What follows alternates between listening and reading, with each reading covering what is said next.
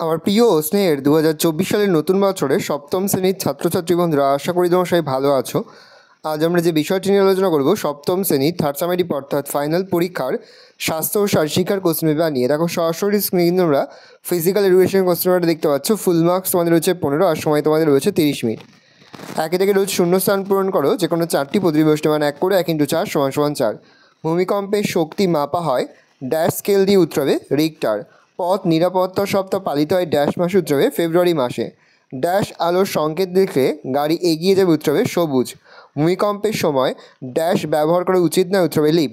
দুয়েতে রয়েছে সঠিক উত্তরটি বেছে নিয়ে লেখো যে কোনো চারটি। প্রথম, রাস্তা পার হওয়ার নির্দিষ্ট স্থান উত্তরবে জেব্রা ক্রসিং। পথরোহীদের চলার জায়গাকে বলে ফুটপাত। বিশ্ব পরিবেশ দিবস পালন করা হয় 5ই জুন। মোটর গাড়ির জন্য প্রথম পিচের রাস্তা তৈরি হয় উত্তর হবে 1902 সালে। পরে তিনি তাকে একটি বাক্যে উত্তর দাও যে কোনো দুটি। প্রতিবষ্টি মান 2 করে 2 × 2 = 4। ভূমিকম্প কাকে বলে? জেব্রা ক্রসিং কাকে বলে? রাস্তা পার হওয়ার জন্য কোন কোন পত্রিকা ব্যবহার করা হয়?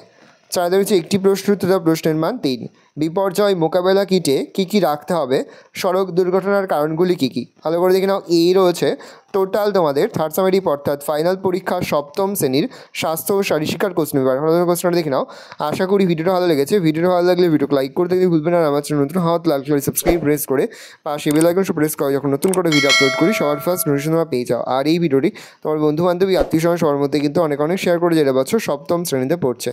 যে মুহূর্তে আমরা বিভিন্ন স্কুলের প্রশ্নপত্র হাতে পাচ্ছি সবার ফার্স্ট ভিডিওর মাধ্যমে কিন্তু আমরা তোমাদের কাছে তুলে ধরি। তোমরা কিন্তু অবশ্যই আমাদের চ্যানেলটা সাবস্ক্রাইব করে রাখবে।